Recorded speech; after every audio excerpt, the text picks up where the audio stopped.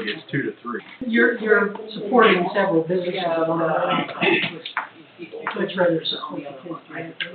That's like when we do our fundraisers, we try not to use any of those third parties because we know what our overhead is, we know what the expectation or the potential of a fundraiser is, and it's like, oh, no, sorry, we give this one away. It's like, geez.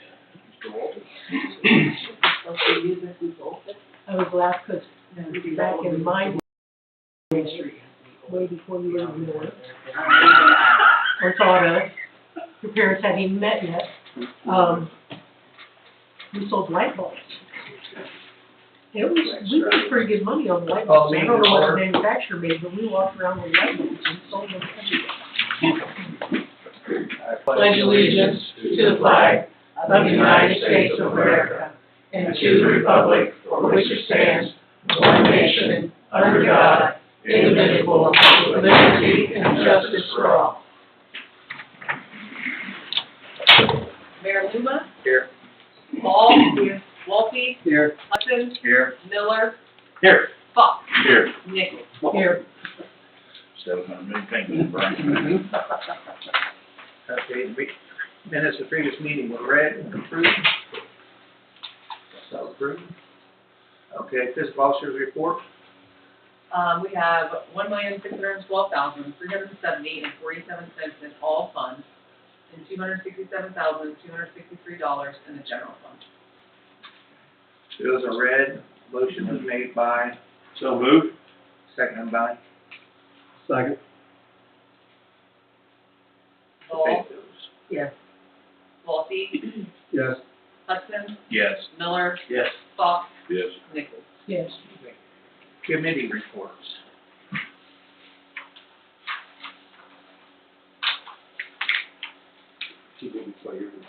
Yeah.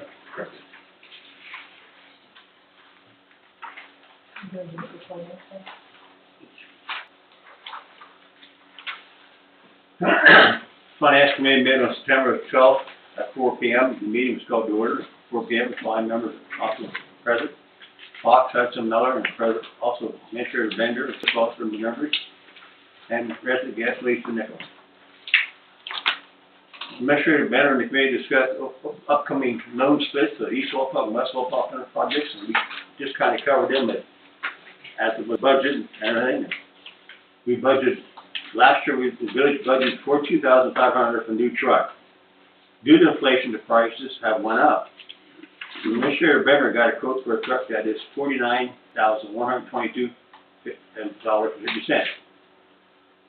We agreed that it would be beneficial to get a new truck. And the Finance Committee recommends to move forward with purchasing the truck using the extra $7,000 general fund that we acquired from the sales of the government deals. We will bring this to council for approval. This also is going to explain the yearly financial comparison of the fund Excel sheet and chart that was given to the Finance Committee. Administrator Bender tested each chart with information. Administrator Bender went over the letter from Ohio Village to the Administrator Lee Ziegler from April 12, 2010. This letter stated all employees will be paid $75 for on-call employees. Administrator Ben has been a call since his hire to administrator in September of 2022. He has not been compensated for this weekend time, and he discussed it with the committee. Committee member Fox said that Administrator Bender was supposed to get $75 weekend call. He should be compensated at the time. And we agreed as the council, as the finance committee, to go ahead and do that there. And that's it.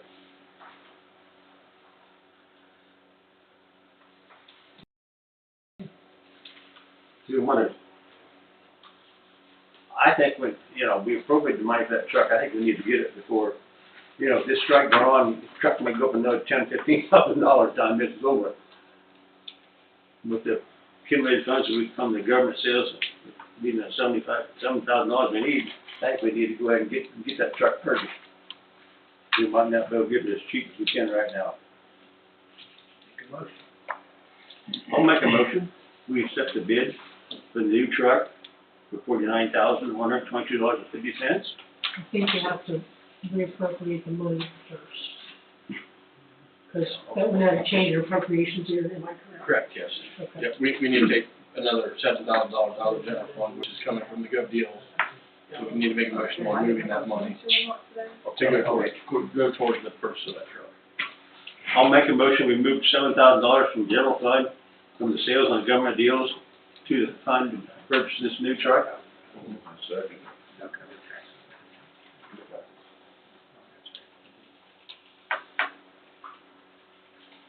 Vern, did you second that? Yes, I did. I second. Ball? Yes. Walsey? Yes. Hudson? Yes. Miller? Yes. Fox? Yes. Nichols? Yes.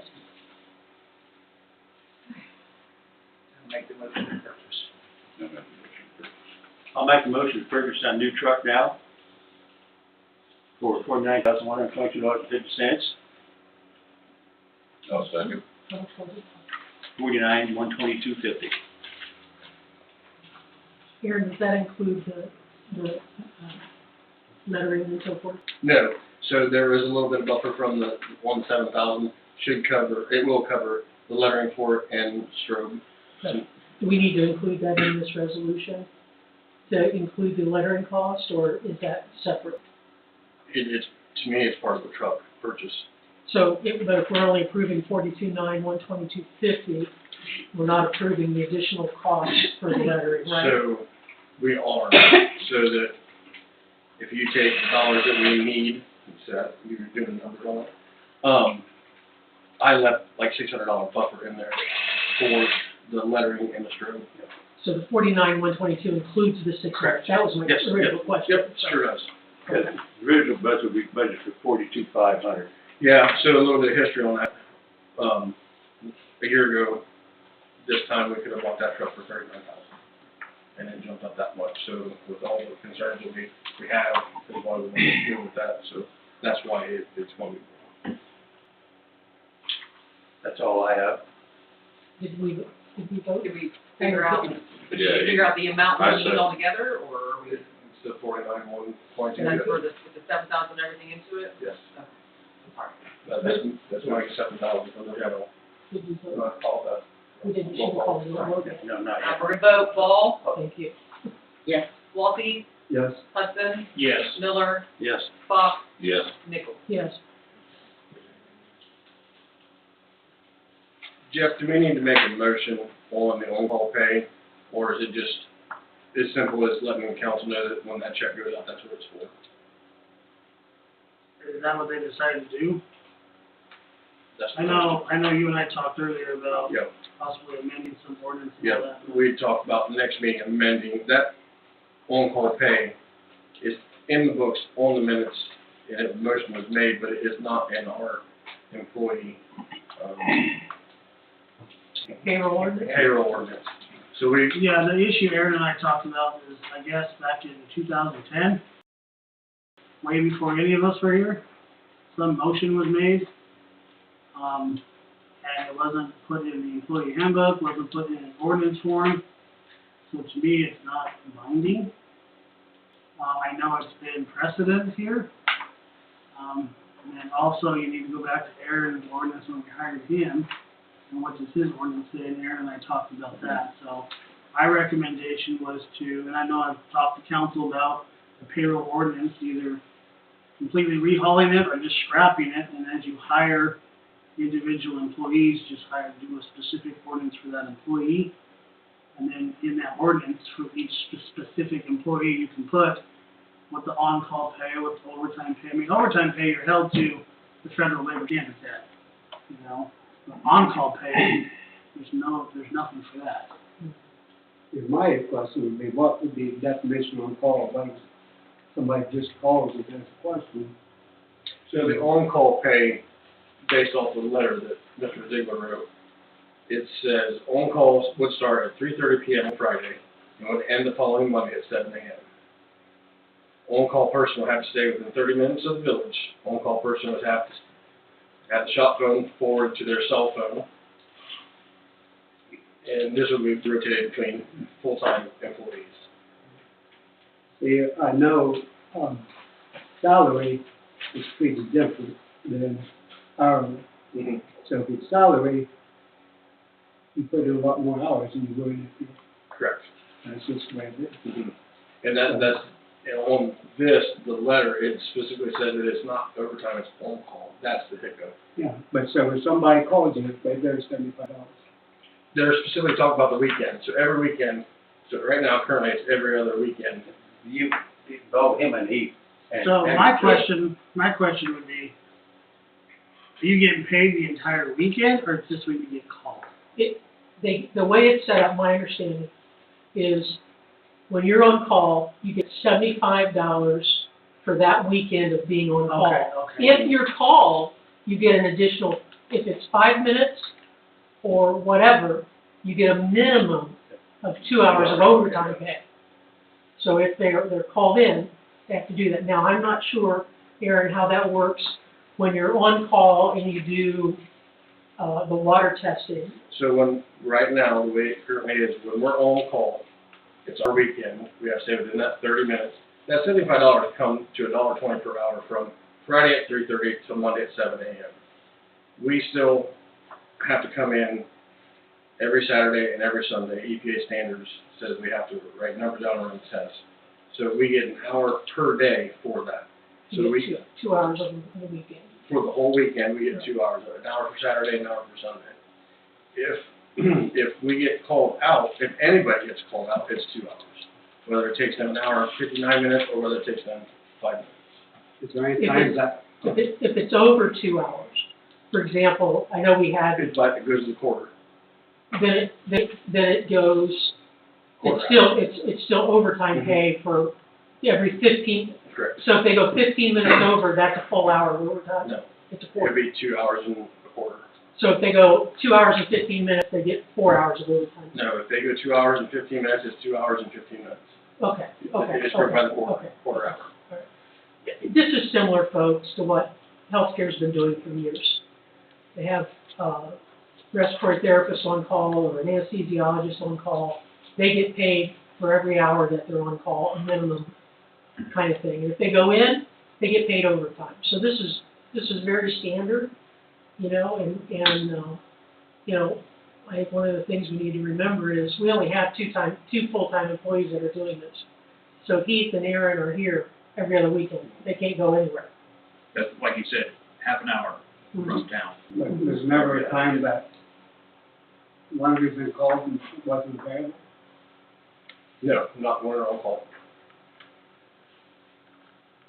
Now, depending on the severity of it, it depends if it can wait for, 10, 15, half hour.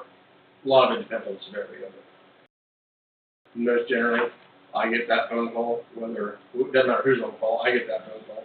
Whether Nathan gets a call from somebody that has a water line issue and they don't know who else to call, Nathan calls me, and if I'm not on call, I call Heath, and Heath's never not been available. So is this, not just for you, it's also for Heath? Correct. Any full-time maintenance employee. And Heath's been getting it. Correct. It just changed when I went from maintenance worker to administrator. I didn't catch it. The only reason I caught it, I was looking through minutes on something else, and that popped up. And as I told the finance committee, it's a little icky in my mouth because it's for me, but if it was for any of my other employees, I would vote it the same way.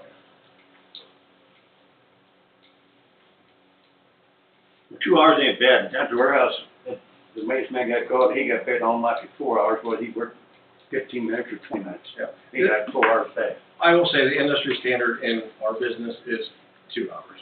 Most generally, when you come, it's going to be a half hour. And that, as I explained before, it's not just a half hour you've worked, it's what you were doing, making yourself available to be here in that time frame.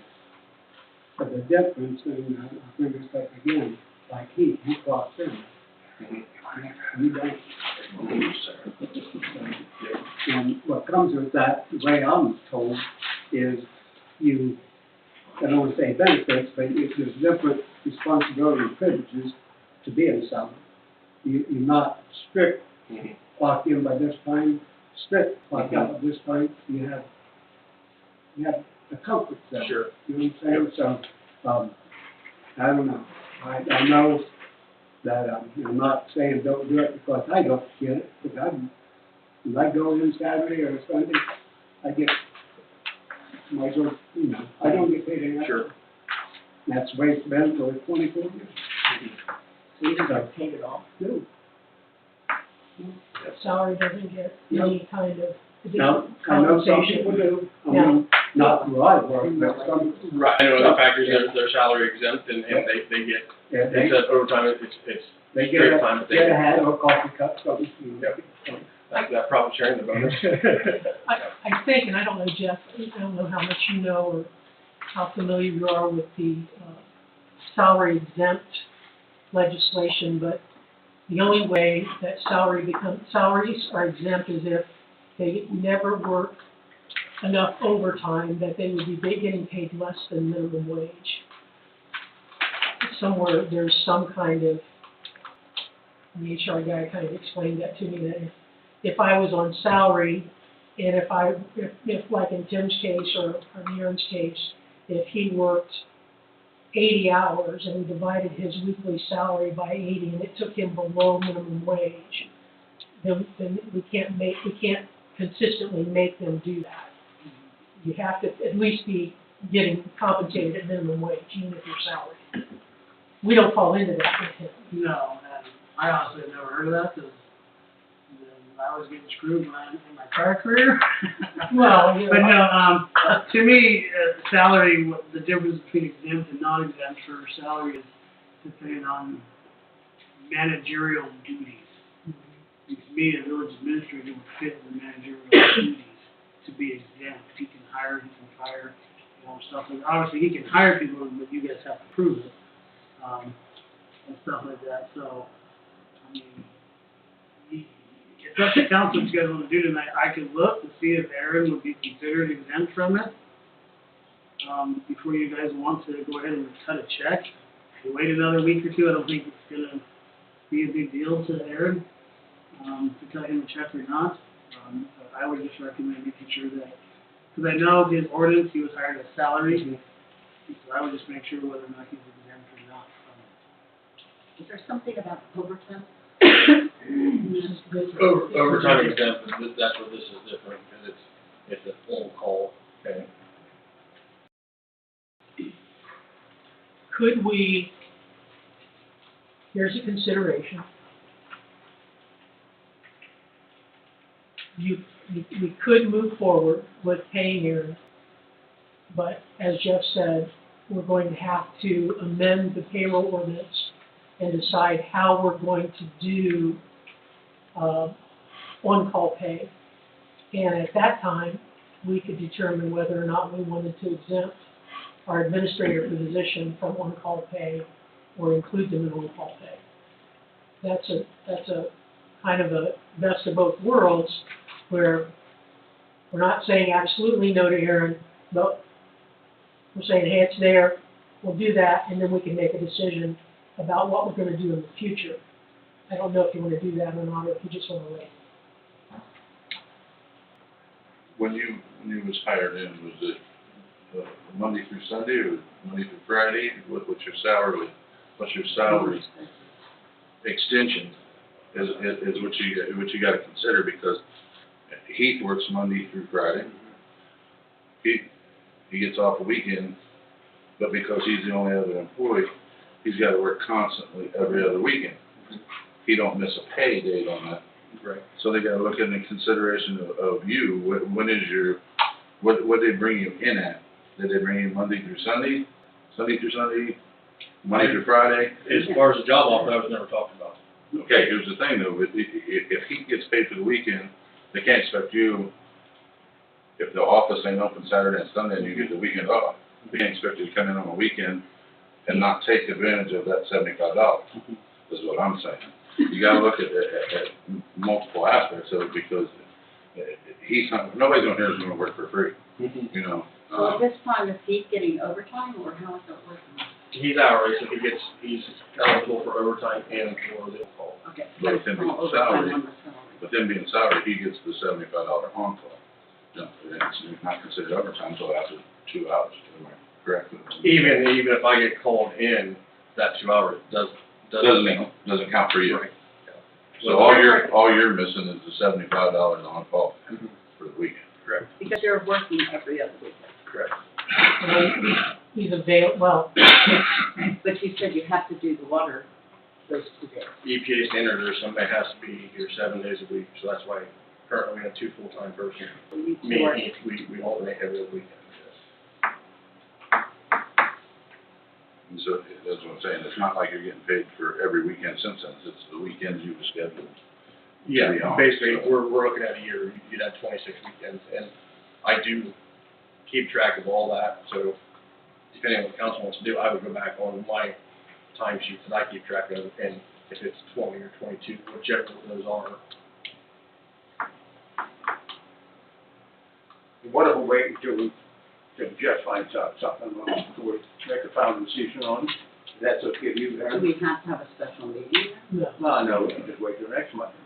I just wanted to bring it up because I didn't want us to get dinged in an audit where they say, well, if they dug deep enough, they see this, and it specifically says it's not overtime, it's on-call, and it's 3 years from now, and now we're looking at $2,000 a year.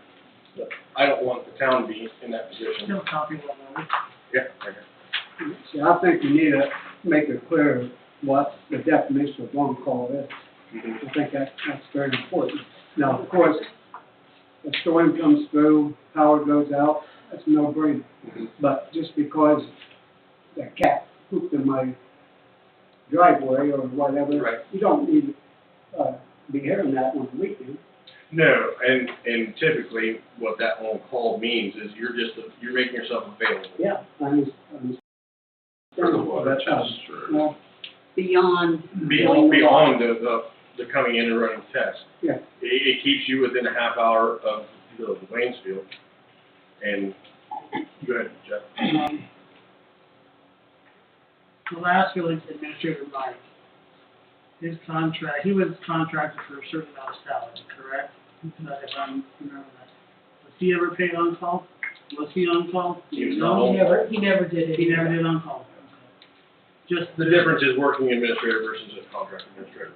Yeah, well, yeah, I was just wondering if Mike was ever, because he's technically with his salary. Which, I wonder if Fred was ever paid on call. He was not. See, I don't remember recalling the village administrator. So who was doing the water back then? The full-time guys. You. Yeah, I would have been, he would have been, we had Ryan at that time.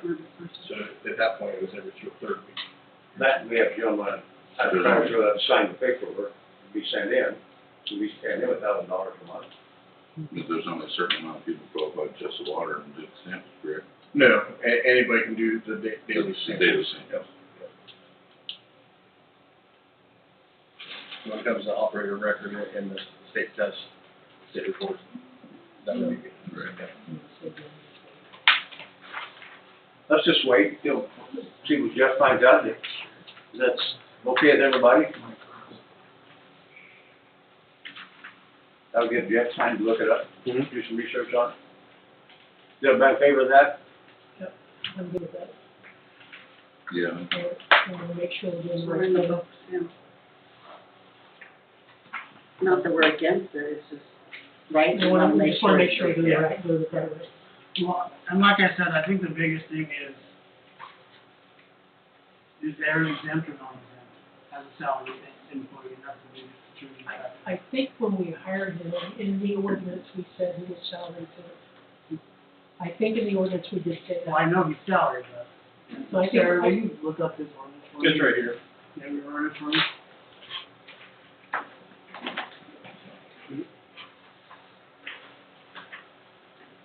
okay, we can keep going and beat up and go back to it. Any other committees? Okay, so you done with finance? Yeah, I'm thinking to find out, yeah. Okay. Let's see, get my paperwork back together here. Sarah gave you copies of the minutes from the records committee and the zoning committee. Records committee, Bob and I met and we basically just passed out again. I gave the department heads had done all the corrections on the records retention policy.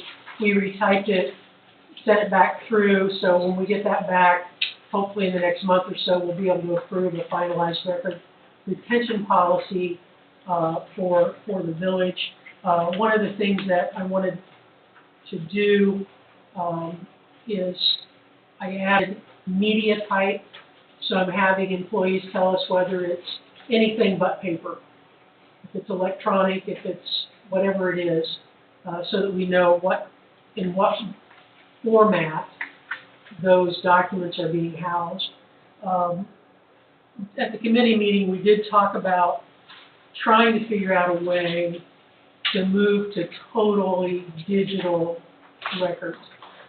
In the back of the room, there are 4 boxes. I think those are each a quarter piece of time, 3 months. We have a whole building full of paper that's molded and whatever. And, digital is the way. I mean, we're actually behind the 8 ball in maintaining records digitally. So that's one of the things that we wanted to talk about.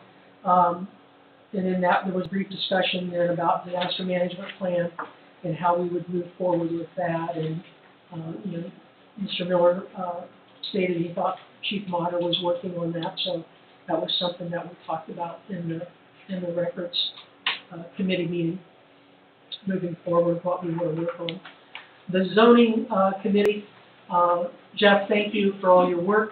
I was able to take your document and combine it with the existing document, make all of those corrections that you found seamlessly. So we have a final draft for public hearing, copy of the new zoning regulations.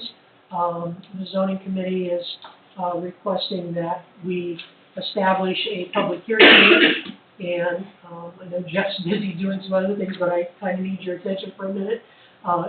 Does the public hearing, that in front of this board? Is it in front of a combined zoning and this board? How's that work? It's in front of council. Okay. It's just a public hearing for people to show up and give comments on it. Okay. You guys don't need to address any concerns at that meeting. That's where you can take it back to the zoning board. But it's for, you leave it posted for 30 days, they can come look at the map, they can come look at the zoning ordinance, and they can come to the meeting and address any concerns that they may have. Typically, nobody may show up, so. Could we do that in conjunction with a normal council meeting?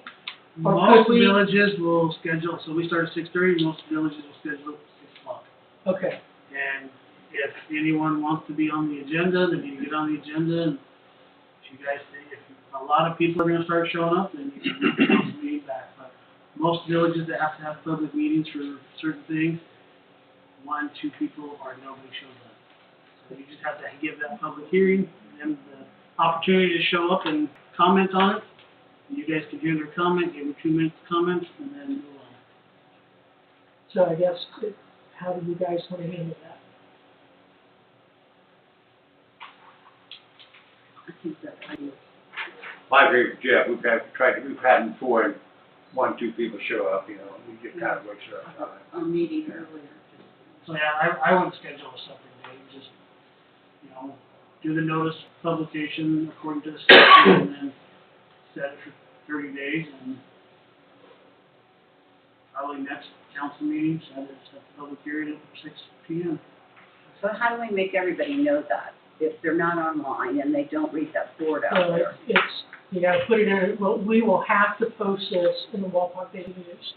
It has to be posted. Not everybody gets the newspaper. I can't help that, Deb. I can't. Mhm. I can't. I mean, do we can not only do. Send out a letter or put it on No, the? there's a law about how we have to do it. Jeff's gonna pull it up for you. You put it in the public newspaper, you put it online. I mean, we've passed an ordinance about putting things online. We could do it that way as well.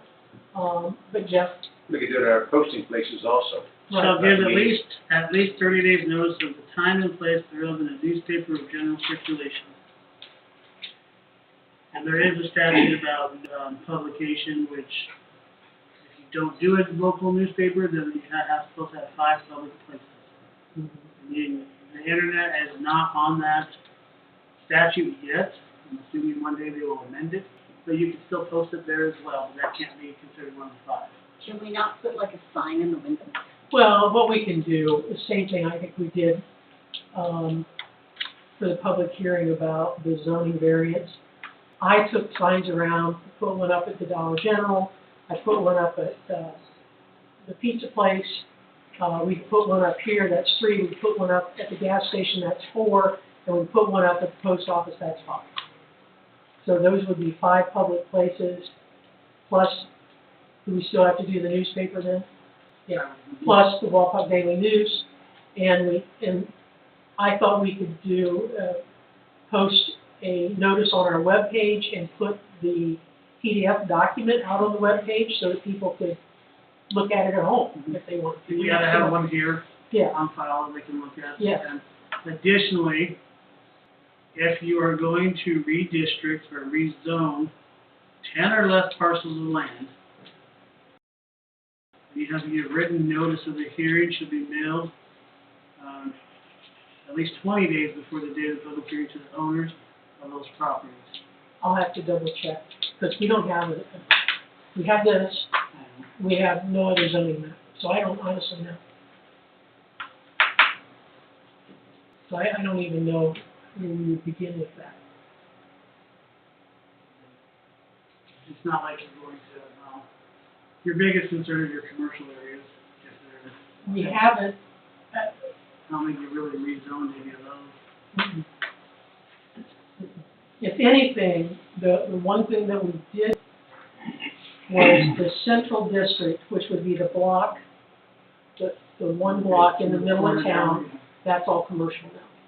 But that doesn't change if it was residential, we were gonna just, they can do whatever they want to with it, but it'll be commercial. So we have a central commercial district for the village.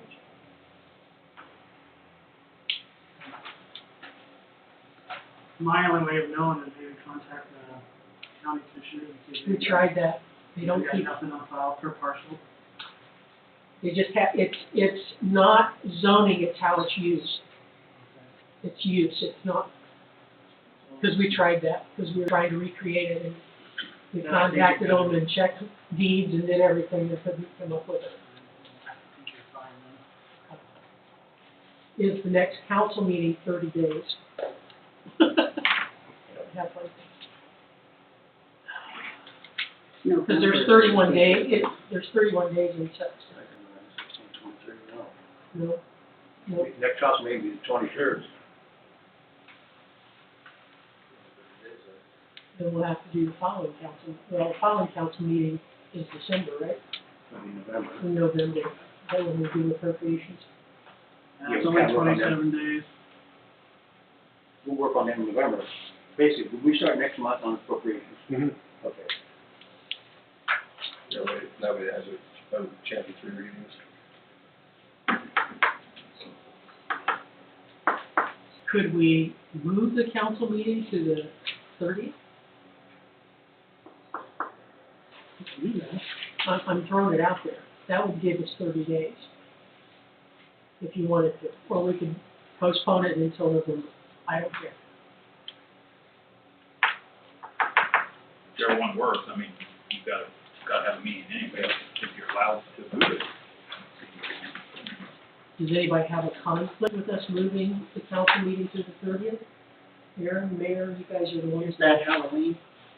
No, 31st is Halloween. Trick or treat's the 26th, Nathan, is that what I told you? Yes.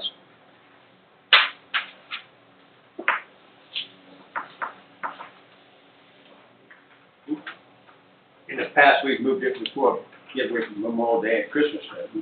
If that happens, what money we moved it? The third money. You guys moved it for me when I was going forward. Well, then, I'll do this. I'll make a motion, and I don't know, Jeff, if I'm doing this right or wrong, tell me. I would make a motion that we move the October council meeting from the 23rd to the 30th at 6:30. We'll act on that first. You second it? Okay, all right.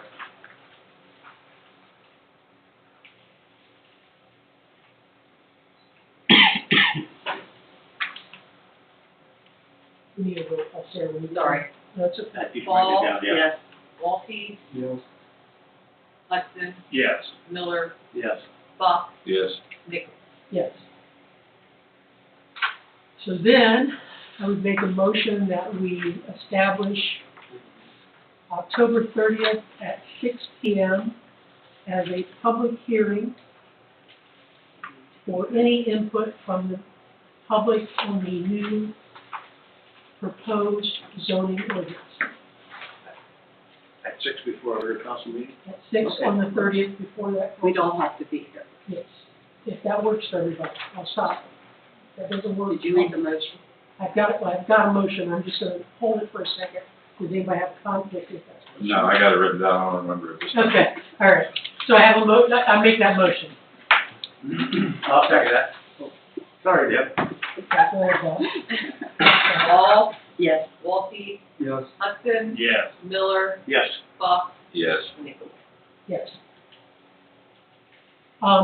The next order, and I don't know if we want to move this to, if we want to do this now, or want to move it to new business.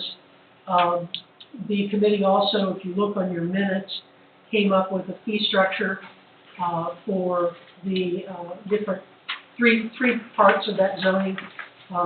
We didn't want to include that in the actual zoning ordinance, because if we ever wanted to change that fee structure, if it's inside the zoning ordinance, we would have to go through what we just went through. A public hearing, the 30-day notice, the whole 9 yards. Whereas if we make it a resolution or an ordinance, then we can change that within 3 readings and do it as regular council business.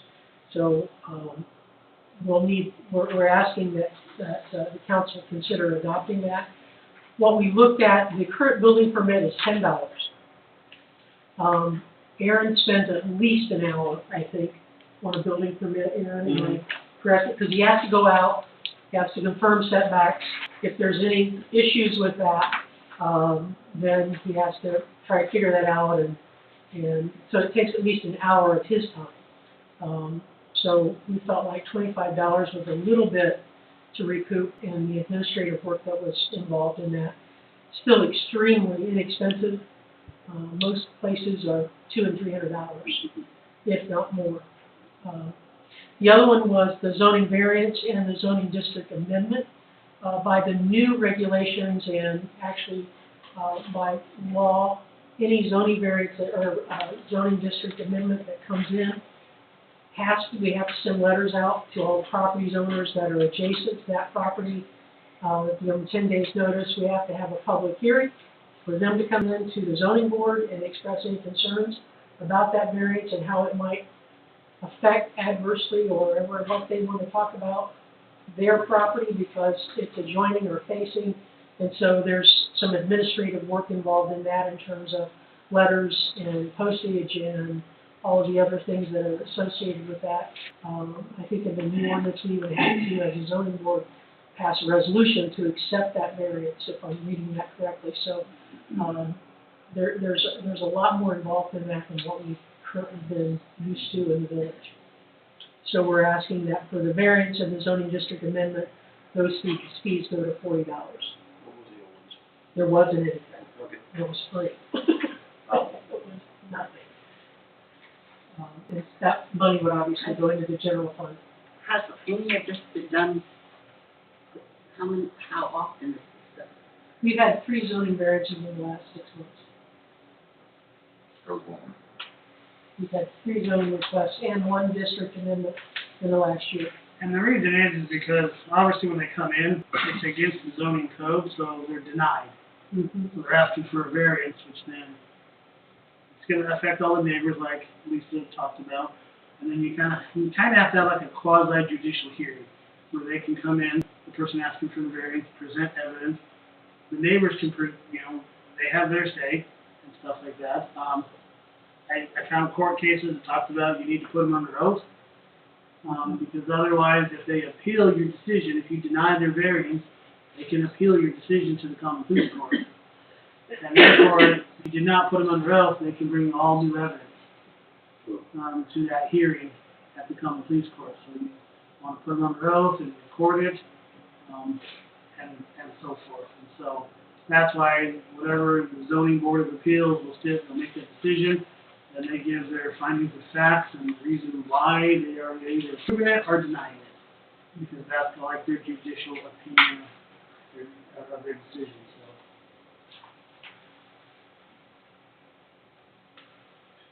Hence the $40 fee, Yeah. which probably is not gonna recoup if you. That's not gonna cover what's actually gonna be involved, but, you know, it should be there. So, we can add that under new business here, I guess, and we can come back to it and do it like it's supposed to be, I guess. Would it be new business if I, ask a question about the codification? We can go back to records if you wanna talk about codification. Well, are we gonna do it and, put it on appropriation bills? I mean, we need to It's up to decide. the finance committee. What do you think, guys? We'll have to meet on it. We can do that during our association meeting. That Laywade,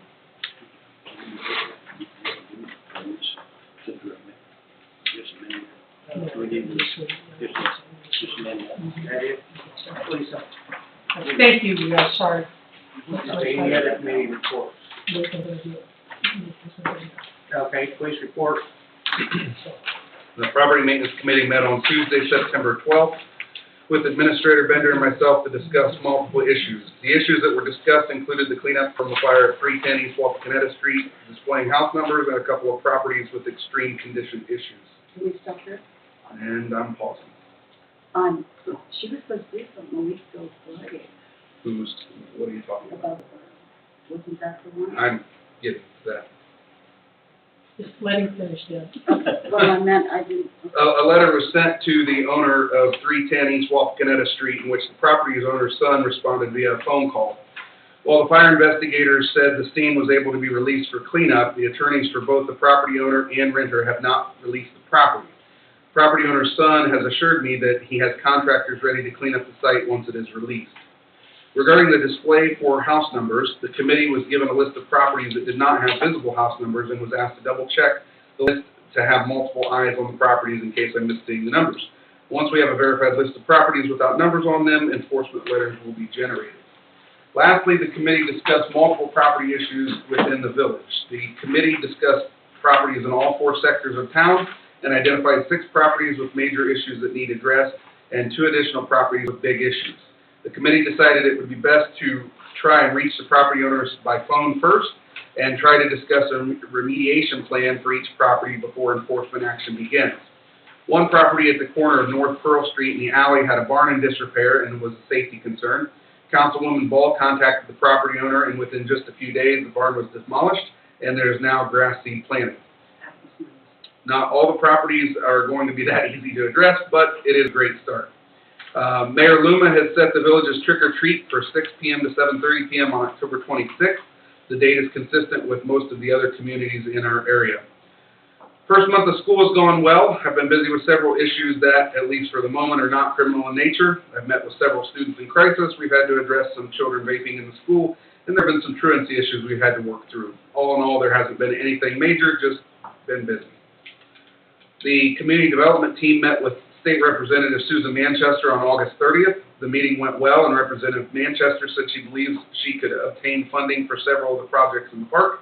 Representative Manchester was very excited about the possibility of helping the Waynesfield community. As she stated, she has never sought funding for Waynesfield during her time in office and did not think Waynesfield had ever attempted to receive funding for any project through the budgetary process.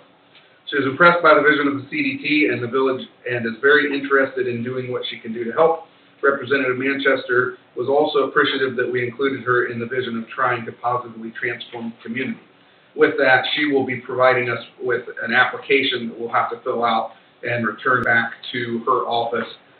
That will come probably in January, so stay tuned for more information on that. On Thursday, September 21st, K9 Hunter and I had our annual recertification to allow us to be a K9 team in Ohio. Hunter did exceptionally well and loves to work. He excels at narcotics detection and human detection. Even as his career is winding down, his drive to detect and apprehend has not diminished. On a side note, K9 Hunter has been utilized a lot more this past month between traffic stops in and out of the village and multiple uses at the school. We've been busy with deployments, demonstrations, and PR events. This past Friday night, there was an orange dump truck stolen from a Village of Waynesfield resident. The Always County Sheriff's Office and I are working together on this case. We do have video footage of the theft and are working to enhance the video for additional evidence. The keys were left in the vehicle, and the vehicle was last seen northbound on North Westminster Street at approximately 10:45 p.m. Friday night. This case remains under investigation. And finally, after consulting with our solicitor, it is being recommended that council consider amending ordinance 22-10-4 to revise how court costs are assessed. In your packet, you will find a proposed ordinance with the revisions highlighted along with the current ordinance that is in effect. If council would consider passing this amended ordinance as an emergency, that will help offset the cost of holding court. Note that if a person pays the ticket and does not come to court, the previously approved waiver schedule will be used. So it wouldn't be adding any additional funds if someone just paid the ticket, but if they do come to court multiple times, then basically we are recouping our costs for holding the court. Nathan, this is your proposed one, yes? Yes, the one was highlighted. And then this is the current one. Correct. Seems to be substantively different in the way it's worded, more so than the court cost issue. Am I looking at it incorrectly? The sections are different. Maybe it's just the way the sections are labeled. But it's got section 1, 2, 3 here, it's got ABC. I'm assuming it was retyped. Yeah, It was, I edited it and I retyped it for more clarity, for the fact that when you are going to do it as an emergency, you have to put the certain language in there, that you were declaring an emergency, the health, safety, and welfare of the public. Also, we needed to put language in there that the ordinance, you are amending the old ordinance and repealing any sections that are inconsistent with it. And this other section has section 2, 3, 4 are the original. We had 2 section 3s. If you looked at it. Yeah. And then adding another section for this wording, so we're just changing. We don't need to say this is just a new ordinance. No, because you are amending it and you're repealing any sections that are inconsistent. Okay. Well, yeah, it's gonna be a new ordinance, it's gonna be ordinance 23 dash whatever, because you are amending it. Okay. Right. It just looked very different to me. And now I understand why. Just second day, it's 1 or 2. No, there's other things Yeah, that are no, I different think- here. The numbers are the same, but some of the other stuff's different, so now I understand that. My difference is 4 fees. Then I'll change some of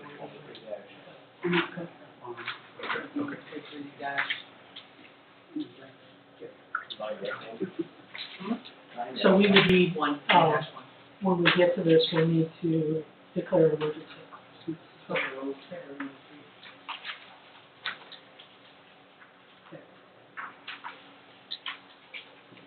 Want to do this now, or you want to do it in your business?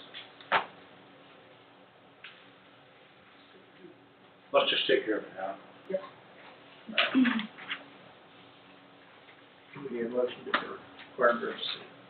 I'll make a motion to declare an emergency, adopting new ordinance 23-9-1, and ordinance amending 22-10-4, establishing the schedule of change, traffic violations for the Village of Waynesfield, and declare an emergency.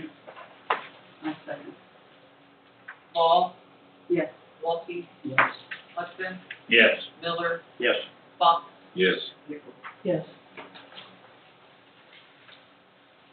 I'll make a motion to adopt ordinance 23-9-1, amending ordinance 23-10-2 and 13-3, and schedule a schedule for the fine and traffic violations of the Village of Waynesfield, Ohio. I second. Ball, Yes. Walke, Yes. Hudson, Yes. Miller, Yes. Fox, Yes. Nichols. Yes. Thank you. All right. Anything you need? Okay. Village administrator report. All right, we'll start with the electric side of things. Everybody's went north of town, last week, and there's still some work to be done. We've replaced 2 poles out there that we're in dire need of replacement. Didn't quite get all the work done in the scheduled time that we had with AMP, so we are rescheduling some time for them to come in and finish it, but the power outages that needed to happen for that, the homeowners were notified that happened in that time frame. So when they do come back, it's just a matter of taking down equipment, pulling poles, wrapping the old wire up, and so forth. Little note, one of the transformers that we took down was dated 1947. So I believe we got our monies out. They built it done. Yes, yeah, Did we raise the height of those wires? yes. Yeah, those were 45-foot poles. We didn't go all the way up because the ditch does fall down, but they are higher. So if a semi did go in there, would it pull them down again? Yes, because those wires aren't down, but they're not alive. Okay. So when they come back, which that was the end of the project, we didn't get finished in the time frame we had, those will be pulled down and yes, they'll be Once higher. it's complete, we Correct. won't have to worry about the Yep. semi. Yep. Yep. Great. And with the parade coming up this week, we will put cones in the driveway, so we hopefully don't have that same issue a year later. There was a street light hit on North Westminster Street by a car. The light is total loss. Working on getting prices for that and pass that the price for the light and the work on. Last month we passed the ordinance for those fees. That's why we needed to have this there. I didn't hope to have it that quick, but that's why we have them there for that reason. I got an email from AES. There will be a scheduled power outage this Thursday from 11:59 p.m. till Friday 2 a.m. They are doing some work in Indian Lake Substation, and they sent that notice out. I want to be 11:59 p.m. Would to you 2 repeat a.m. that? 2 a.m., Thursday, 11:59 p.m. this Thursday. so midnight to 2. 11, oh, it's midnight time? So yes, midnight to 2 o'clock Friday morning. No. They're giving 2 hours, but they're hoping it's less than that. But they wanted 2 hours for the work they had to do. The school has been notified, the factory's been notified, and the large users that are using electricity at that time of day have been notified that we will put something out on Facebook, letting residents know tomorrow, and probably hit them again Thursday, Nathan. Yeah, they're both scheduled. There's a post scheduled at noon tomorrow and 5 p.m. on Thursday. Yep. And then, it's on both the police department and the village Facebook page. So hopefully everybody just sleeps through it. I'll come in and put the generator at stoplight and run the generator at the main building that runs the water plant until it's done, and then hopefully. Can someone from the village make a personal contact with Dollar General and the gas station and the pizza place? Those are three of our in-town businesses. I'm sure we'll maybe do the same with the powder coating company. I think that's something we should do. That's courtesy we should offer, Mhm. if we can. Yep, we Should can. the churches? I mean, I don't Well, know. I'm more concerned about, They've always notified the church. We've got a list back there of folks that are on the priority list. We'll go through that, make sure that they're all called one-on-one, and they are all notified. thank you. Jump over to the water and sewer tower has been completed and is back in service. I think it looks really good. There's a little bit of tint change on the color. I think driving by you can't tell, but it helps save to know that we got the millage cover for the paint. Did you get my notes today? I did, yep. We did have a contractor in on the lagoon, just doing PM maintenance. There are blowers and pumps out there that are in the ponds that run 24/7. Every year, every other year, we always have that company come in. They have all the tools and replacement parts that they need. There was one that had a bearing that went bad, and long story short, they took that one out. We had a replacement to put in. They'll rebuild that one, and then we'll have a replacement back for a backup on that. That's true. We did get a shipment of meters in, so as we get time in the workload, we'll start scheduling those in and get replaced. When we do that, we'll get a hold of homeowners in the quadrant that we're going to start, giving them notice, let them know that this week we'll be in to shut water off. We'll do door knocks when we go to turn the water off. Nobody enters, figure nobody's home. in and out, and they don't know the difference, so. We're gonna jump to the park. Being contacted by the Ball Association that some work they'd like to do on enhancement of Diamond One. What they're proposing is, is a picture that you guys all have in your packet. What we're talking about is currently not much of that is concreted. Basically, that whole shaded area would be concreted.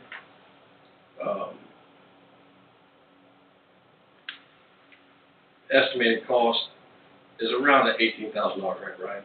I'd say it's just a little higher, really. Is it? Okay.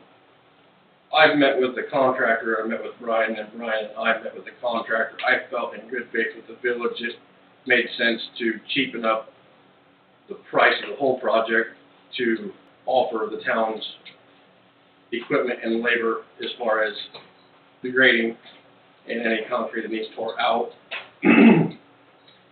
Doing that scope of a project for what little bit of dollars it will cost town, I think it's a total win for the town. It'll make the enhancement of the park that much better. As far as maintenance issues, you don't have stones that need sprayed. You're going to have bleachers that are sitting on concrete, so you don't have weeds or anything growing underneath there. They're going to re-pour where the dugouts are, so the concrete doesn't flow towards the field, it flows away from the field. Again, the town out of pocket will have some dollars in stone, and we'll have, dollars in some grass seed.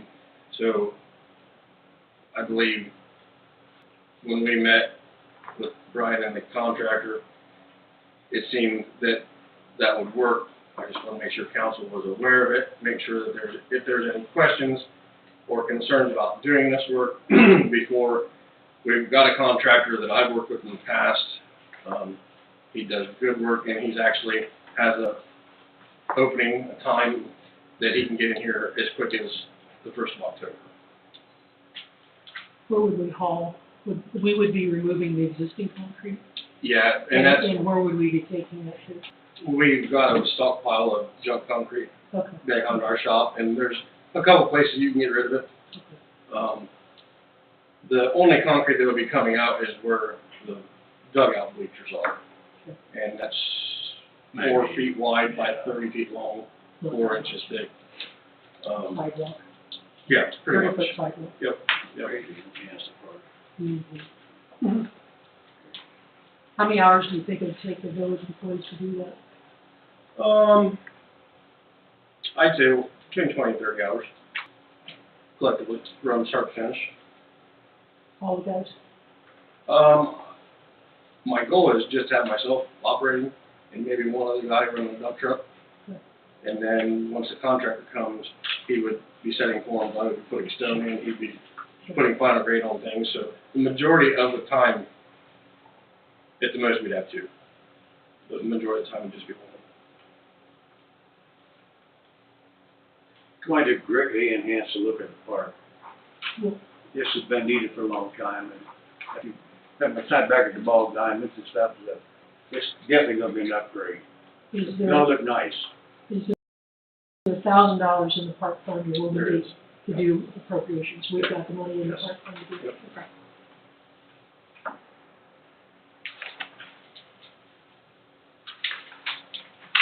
So with that being said, as long as if anybody has any questions that we can answer, if I can answer them, I ask Brian to be here. If I couldn't answer, he'd answer them. But if council's good with that, we'll probably start demo work tomorrow morning, weather depending on starting to remove stuff. So Is this $18,000 coming through? that would be coming from the Ball Association. I estimated that the total project, when you look at all the grass seeding, the labor, all that stuff, would be about that for total project cost. Estimation for the concrete and the pouring of the concrete, I guesstimate, well, not guesstimate, the estimate came in at around $13,500 to $14,000. The Ball Association will cover that whole cost. So we'd be helping you out about $5 grand. That's what I'm guessing. That's a rough number. So it's nice to have that. It saves us from spending that $5,000, which right now I couldn't spend it. So it's been a good partnership. So hopefully keep going. Do you need us to make a motion? or do anything? I don't think it's necessarily a motion, I just wanted to make sure everybody's on the same page. If you're good with that, we'll start working on it. I just didn't want any surprises, and, you know, you folks don't get out there every day and you come out and they're, holy cow, there's 30 yards of concrete. It's my backyard, I see it Yeah. every day. Yep, yep. It's fun watching. Yeah, so as long as council's good with that, then we'll get started, you know, weather dependent this week. It is one of the biggest organizations that utilizes the park. Oh, yeah. I The would think. Baseball Association for years. And again, it's fun to watch. It Go in the is, backyard. the little ones are See a great family, to watch. get to play ball. Sometimes the older ones are fun to watch too. Brian, do you know how much over the last, say, 5 years the WGYSA has donated to the park as far as financially? Rough estimate, I can say that since the WGYSA formed, the inception of the WGYSA taking over all the sports, I can't say we totally contributed to the dollar amount, but improvement-wise, this would put us over $100,000 that's been put into the park since in the last 7 years. So that's your Diamond 1 upgrade of the fence, the new concession stand, Diamond 4, the home run fences, the material put down all the time, the new storage shed. It all adds up really quick. So yeah, this would tip us over that $100,000 mark in the last 7 years. Thank you. Thanks to the association for that, for sure. I enjoy seeing it getting better. Yeah. And that's probably a little low for the work I've seen happen back there. Let's be modest. Any other questions for Aaron? Okay. I do have one question. Sure. I thought they was going to start planting grass seeds in September. Let's talk about the They were working on it today. Yeah, that's all they can do. Okay. I met with them this morning, and they've got a soft plan and see how that works. I don't know if it's going to work. I thought they was going to kill the weeds first. Well, that's where the soft portion comes. They're going to weed eat and kill on the spots that aren't too heavily overgrown. They are going to clean all the rocks. Yes, yep, they are over the rock on it, and the rocks, and I did specifically make that question asked today. Some of the landscaping, the hardscape, the walls, retaining walls that are there, those will get redone. Decorative stone will get matched as close as you can match decorative stone, and all that will get done. Their goal was to start at the stoplight and start going west. Are they gonna do anything to take some of that hard clay out of it? You know, someone told me they actually broke their lawnmower hitting the clay rock. Literally, bent the mower deck. I will say, the dirt that they're putting in there is topsoil. Okay. We haven't had rain for an extended amount of time. Right. All the ground is hard, and it wasn't leveled, so if somebody could have definitely hit a hard spot, so I'm hoping, their goal was to have workers here all week. You know, we all know that the subject changed, but once they started on, to stay on. Now, I have had complaints about the transition from Dollar General from West Falls next week. Is that a concern, or? So, the day it was paid, I took a couple phone calls, and I talked to the engineer about that. And he said, well, next time he got in town, he wouldn't drive it. He drove it. And then he sat in Dollar General for about 10, 15 minutes and watched traffic go by. There's definitely a bump there. Portion of that is, I can't say it's on anybody's, to point a finger at, say it's anybody's fault. The transition from where the road comes up into Dollar General, one way it could have been fixed is to go into Dollar General 50, 60 feet and change their slope to the road. When I talked to the engineer after it was paved and after he drove it, he come back to the office and we talked, I asked him specifically if it was within ODOT standards, and he said it was. Okay, but I go back, and he said it, and he said it too. It's going to be not same or better than, that's not better than it was. Yeah, there's one hiccup in that whole thing, and it's right there. I was hoping that once the roads got striped, folks knew where the center of the road was, if you will, and they would stay in their lane, if you will, because I do believe it's worse the further north. The closer you get to the curve, the worse it is. I talked to the engineer about putting a white paint mark as they painted on the outside coming in and making a triangle there so folks knew to stay in that portion of the lane. His thought is to see once how it goes for the first 6 months and if it's needed to add it at that point. I've also had people say stuff, the big concern, one of the concerns of me and you as a farmer, Aaron, would understand this. People are hitting out with their hopper wagons and their hoppers coming completely off the Correct, wagon. and most of them, they are loaded because they're going to Indianapolis. I made that mention to the engineer, and he has not said it's done and over with. We need to just see once how it progresses. If we start seeing spindles breaking on hopper wagons or anything like that, then we're definitely going to have to. I didn't get any specific names, but this individual did say that 2 trucks had lost their hitches. And I said, what, and he said, Nathan, you knew about it, but I don't know. This was, if That you one other hand, That one happened, road being paved. Okay. I was saying the one happened before the road was. Okay, I don't know. Yeah, 2 of them were before the road was paved. and one of them, if not both of them, one that is the transition, the furthest west, Yeah. And- Yeah. where they had the bump before they. Near Wayne, yeah, near Wayne Street. So it's definitely still on the radar. To come in and mill that down, I don't know if anybody's ever has driven around some of these ODOT projects that's done, and they put a brand new road in, they go micro mill it, and you have those, looks like a cheese grater went across it. I don't know as though that would fix that, and then you're stuck with, until the road turns gray or white, you're going to notice that. But if it's part of the safety of the road, then that's just that, it needs to be addressed.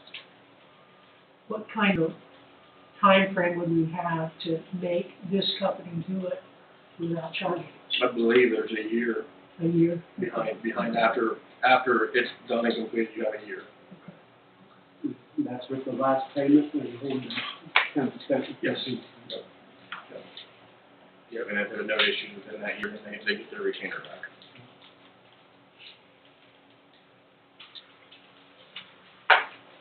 Any other questions?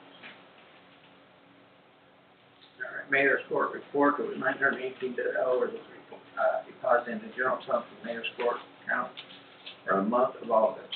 Any old business? I have something, excuse me, I have something for old business.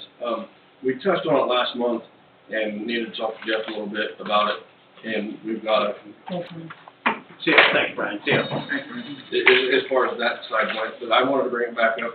The power outage we had on Waynesfield. I can just read what was in last month's admin report. I'll read that, and then if you guys want to discuss, but I think we need to, company needs to make a decision what they want to do there.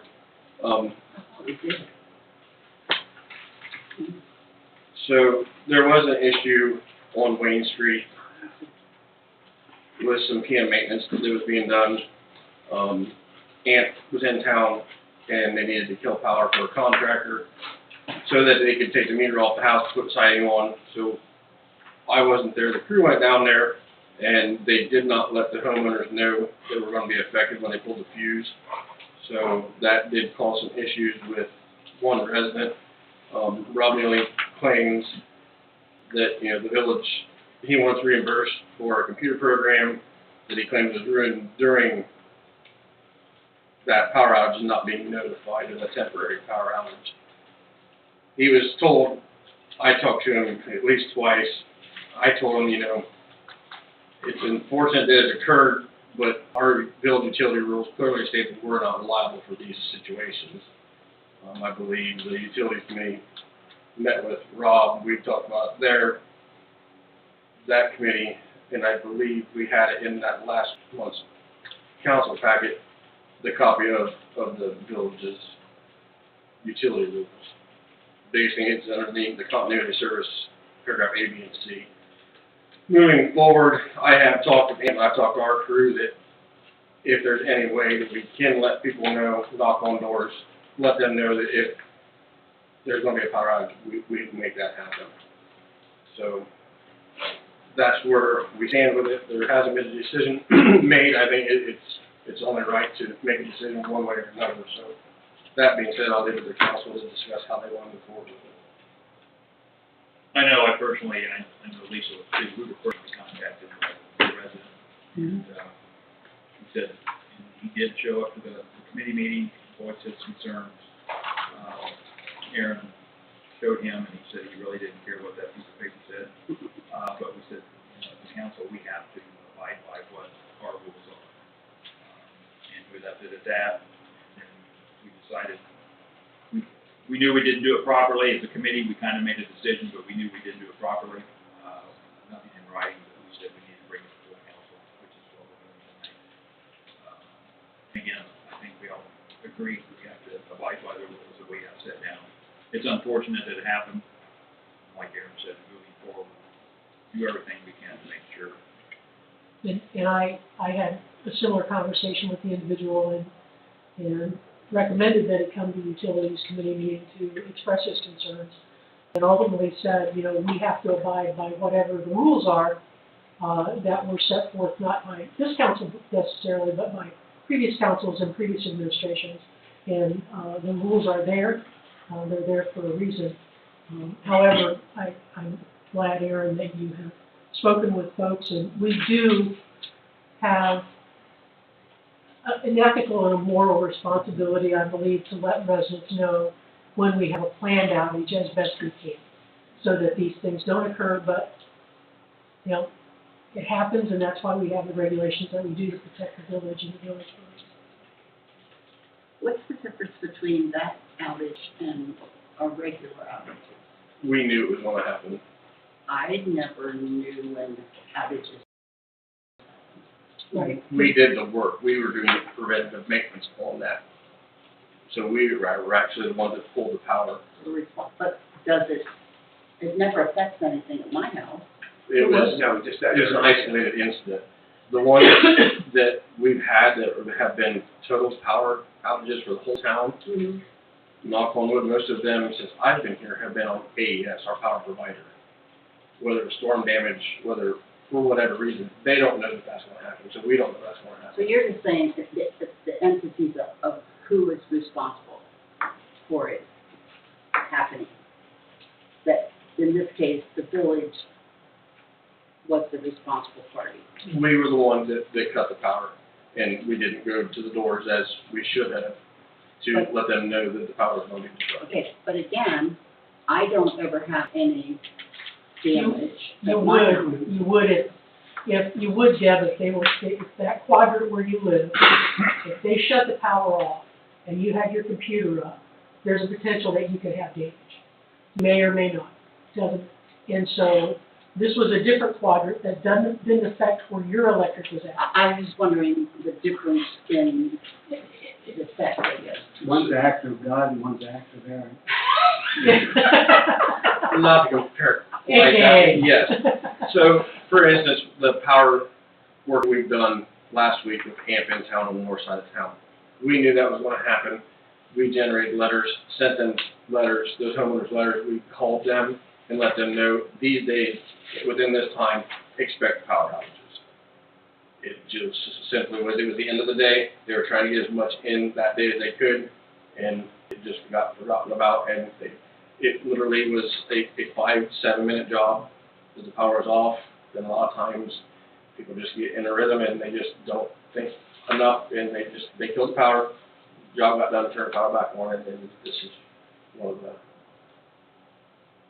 I agree, we have to follow the rules, because if you change something, then it's going to not be good in the future. Correct. Because you're going to have all different kinds of reasons and things, so we got to stick to what it says. Correct. So, that's the way I feel about it. Put that in there for me. Correct. At this time, I'd like to apologize to Tom and Lisa. He called me first, Yeah, Thank you're done. thinking I would make the decision on my own. Now, I sure don't talk with Bob, and I know how he Don't is. say his name. Don't say his name. But, yeah, and I wasn't gonna make the decision on my own, so I'm sorry that he called you, Jeff. Not giving you guys the names, and I apologize for that. That was my first official act as a council. You know what, you don't need to apologize to me, because to be honest with you, I encourage property owners to call me. I'm willing to take those calls and I'm willing to listen to them. But just like you said, Bob, I told this individual, I'm one council person and I cannot appropriate monies for the village. That's a council responsibility, so. Was that person asking for you to make that decision, or just I'm not bring it sure, to I you? just listened to him, yeah. Which I think as a council person, that's my responsibility, is to listen and then take it and send them to where they need to go and the process they need to go to get a decision. Aaron, what do you want us to do? I think we need to make a motion saying that we're gonna, it's minimum standby, our utility rules, and that, you know, we're not gonna pay for any damages on this instance. So like you say, going forward, But you're you'll going, make every good effort. correct. See, I don't know if we have to make a motion on that. If you're following the rules, you Following the rules. Yeah, and Jeff, that's why you're here. If we don't need a motion, then it's just a simple matter of giving him a phone call and saying this was council's decision, and we Why don't you put it in writing, Aaron? Well, I'd like to make a motion that we send a letter to the property owner, effective that no refund due to rules of our public utility regulations. We will not compensate them. Make it official. Second. Walke, Yes. Ball. Going backwards. Me too, I looked at your name was right there. That's all right, because I hate being the first person all the time. You're the second right now, how about it, Ball? Okay. Yes. Hudson, Yeah. Miller, Yes. Fox, Yes. Nichols. Yes. All right, any other old business? All right, new business. I would like to make did you write up a resolution for this fee structure, Sarah, or, Yeah, I don't know I'm, that. right, a little bit, would you like it, look at it? And, I don't know how you guys want to do this. What do you think? No, we'll do 3 readings and then that way. If we can do 3 readings, then we can give you guys, I'd like to make a motion to adopt the fee structure for the zoning documents as presented. And it'll be in the resolution, we'd number this, resolution 23-9-1. Resolution establishing fee structures for zoning applications. Yeah. Like have the first reading. The second. Ball? Yes. Walke? Yes. Hudson? Yes. Miller? Yes. Fox? Yes. Nichols. Yes. Thank you. Any other new business? All right, Solicitor? Wait a minute. I'll make a motion to enter executive session. Consider the purchase of property, both real and personal, tangible or intangible. Second. And to include the solicitor and mayor and the council. And Mayor, Aaron, yes. Mayor, yeah. Or Aaron, no, we don't need Sarah. Ball? Yes. Okay, Walke? Yes. Hudson? Yes. Miller? Yes. Fox? Yes. Nichols. Yes.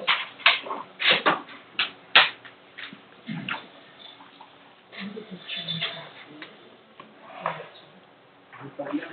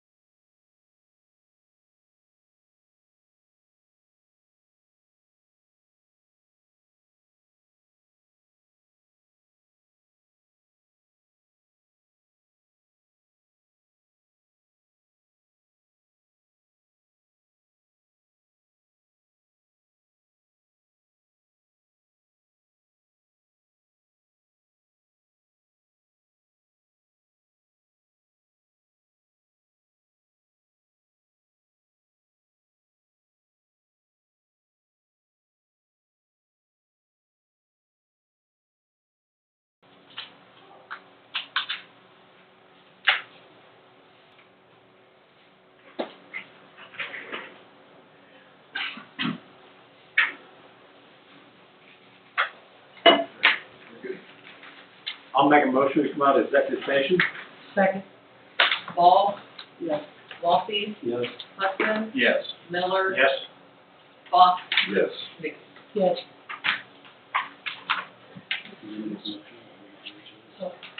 Who's up this end?